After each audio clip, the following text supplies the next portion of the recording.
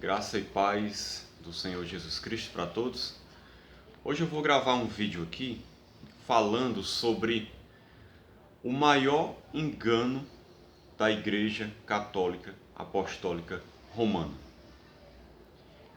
Isso mesmo, eu quero falar sobre a maior mentira que eles têm inventado no decorrer desses séculos para prender as pessoas, para que as pessoas continuem lá presas nesse engano e não deixem a sua igreja, entre aspas, e encontrem a verdade e possam buscar a Cristo de maneira verdadeira, como a palavra de Deus ensina. E qual seria esse engano, para não fazer muitos rodeios? Qual seria essa grande mentira, esse grande engano que a Igreja Católica tem usado para prender as pessoas? É o seguinte: eles ensinam que nós temos que ter como autoridade o ensino da Igreja, a tradição e a Bíblia. Só que na prática, o ensino da Igreja e a tradição da Igreja Católica tem muito mais poder e autoridade para eles do que a palavra de Deus. Os chamados protestantes ou evangélicos, eles creem na sola scriptura, que é uma expressão latina que quer dizer somente a Escritura. Foi um dos 5 pilares da Reforma Protestante. Crer somente na Escritura. Por quê? Porque a Bíblia é a palavra de Deus, escrita. Então, ela tem autoridade maior do que qualquer outra coisa.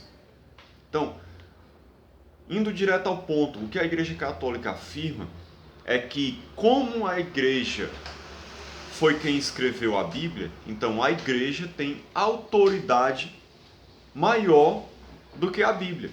Na visão deles, a Igreja tem autoridade de dizer como interpretar a Bíblia e até mesmo de acrescentar ensinamentos à Bíblia, acrescentar outras coisas extra-bíblicas como verdade, porque eles consideram que o seu magistério, aqueles que ensinam, o Papa, todos aqueles que ensinam na Igreja Católica, o ensino autorizado da Igreja, doutrinário, eles creem que essas pessoas têm mais autoridade do que a palavra de Deus.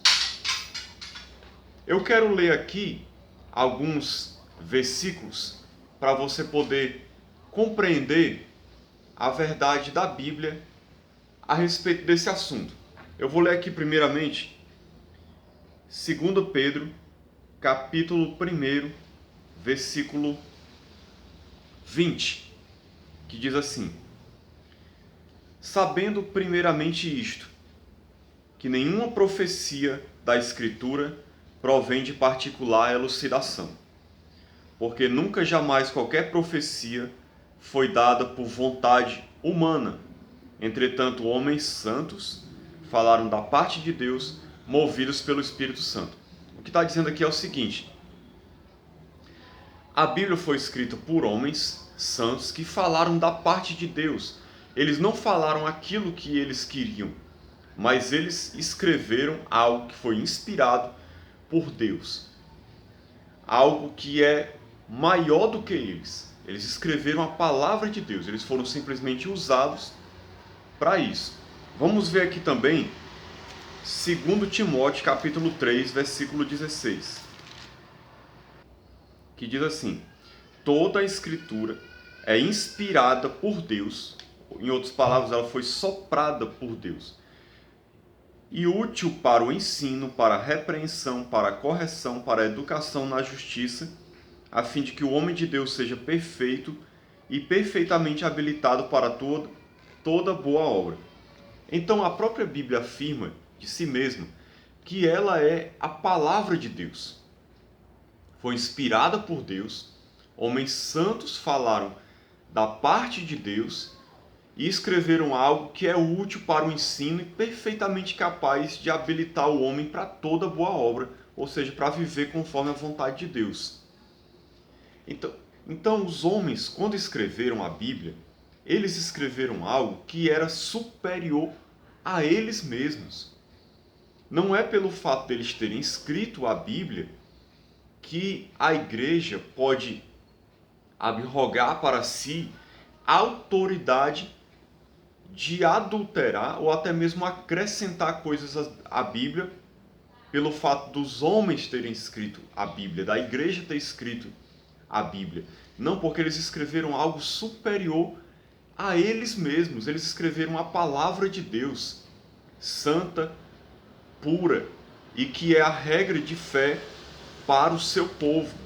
É por isso que existem advertências na Bíblia, como por exemplo lá em 1 Coríntios 4:6, onde Paulo diz: não trapaceis o que está escrito, ou não vá além do que está escrito.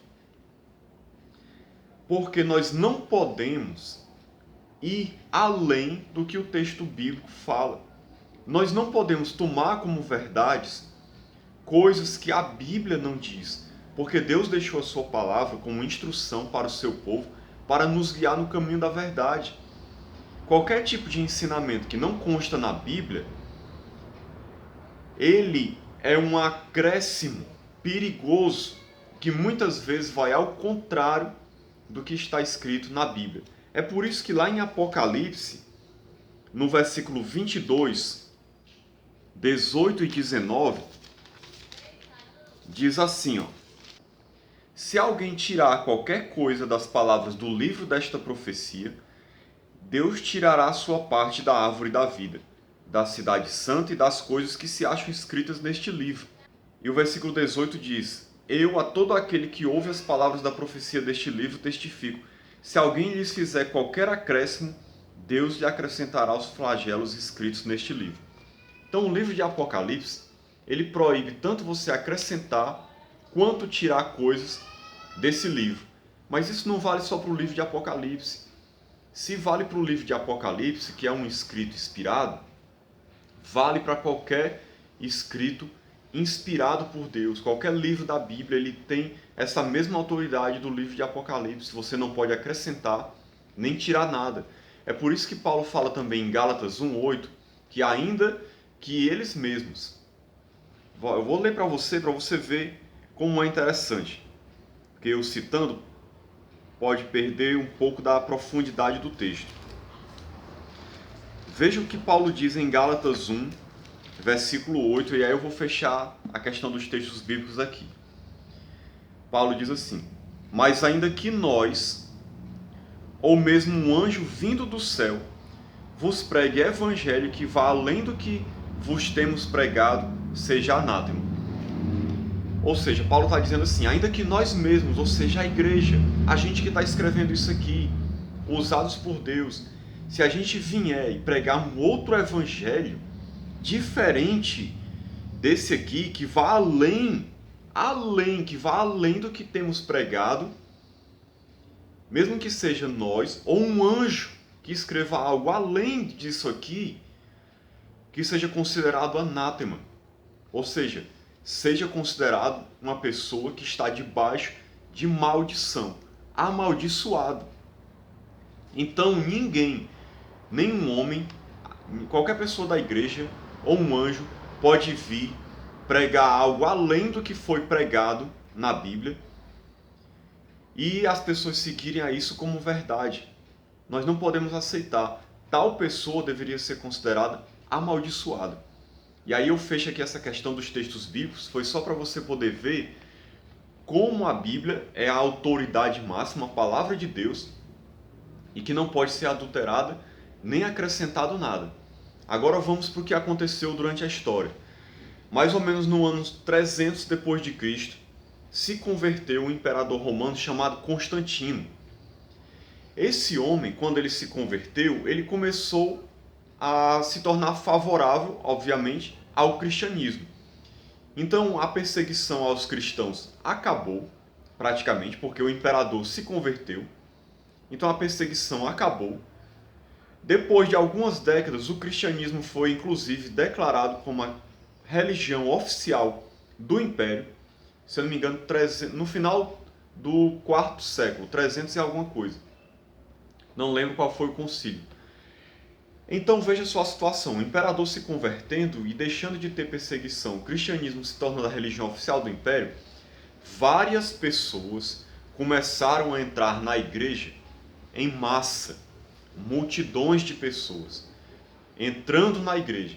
Só que essas pessoas não foram ensinadas corretamente. Até porque não era possível ensinar tantas pessoas ao mesmo tempo, fazer com que elas se moldassem ao ensinamento da igreja. Foi uma avalanche de gente entrando ao mesmo tempo. E aí o que foi que aconteceu? A igreja não conseguiu absorver isso adequadamente. O que aconteceu, que a história prova, se você ler os livros de história, que muitas pessoas entraram na igreja com seus conceitos pagãos, se tornaram cristãos de fachada, não de verdade, mas cristãos porque era a religião oficial do Império. Entraram na igreja não porque se convertiam, mas porque era conveniente, porque era o que tinha que fazer. Porque o paganismo começou até mesmo a ser perseguido depois. Então as pessoas entraram na igreja, só que entraram com suas crenças pagãs. E o que foi que aconteceu? Com o tempo a igreja foi absorvendo doutrinas pagãs que essas pessoas traziam. Elas adoravam seus ídolos, adoravam outros deuses, tinham práticas pagãs estranhas, e aí foi que nós vemos na história várias doutrinas se inserindo no meio da igreja que não haviam antes e que não estão na Bíblia, não são ensinadas na Bíblia.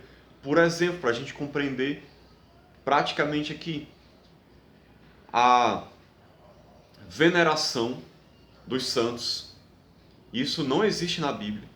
Eu não vou entrar em detalhes em cada doutrina, eu tenho outros vídeos no meu canal sobre isso, se você quiser ver.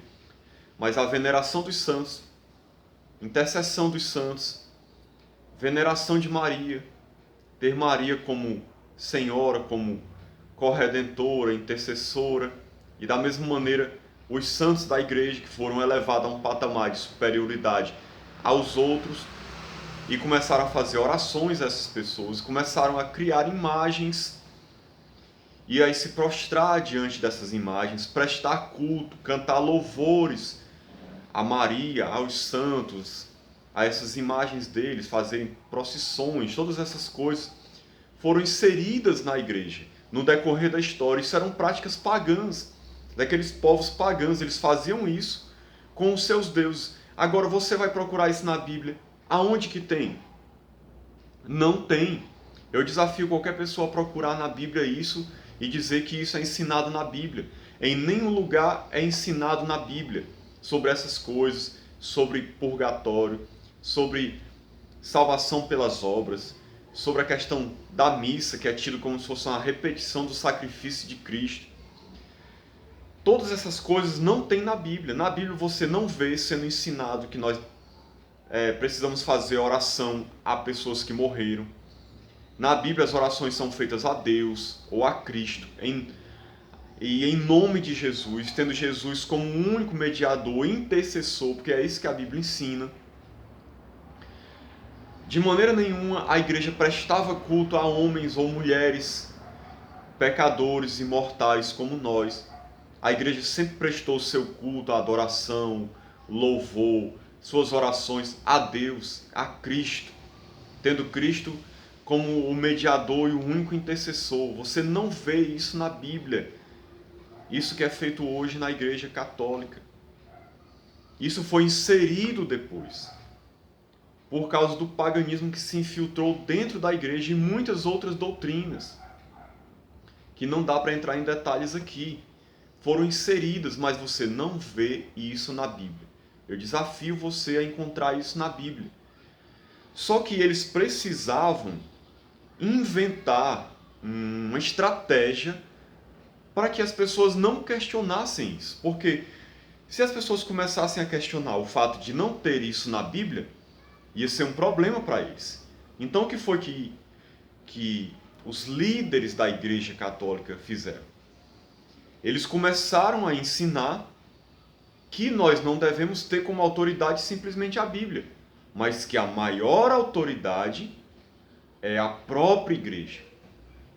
A Igreja tem autoridade, na visão deles, de ensinar a Bíblia, dizer o que é que os cristãos precisam crer. Essa autoridade está na Igreja para eles. É por isso que para um católico, principalmente o católico praticante, por mais que você argumente na Bíblia, ele não vai tomar aquilo como verdade.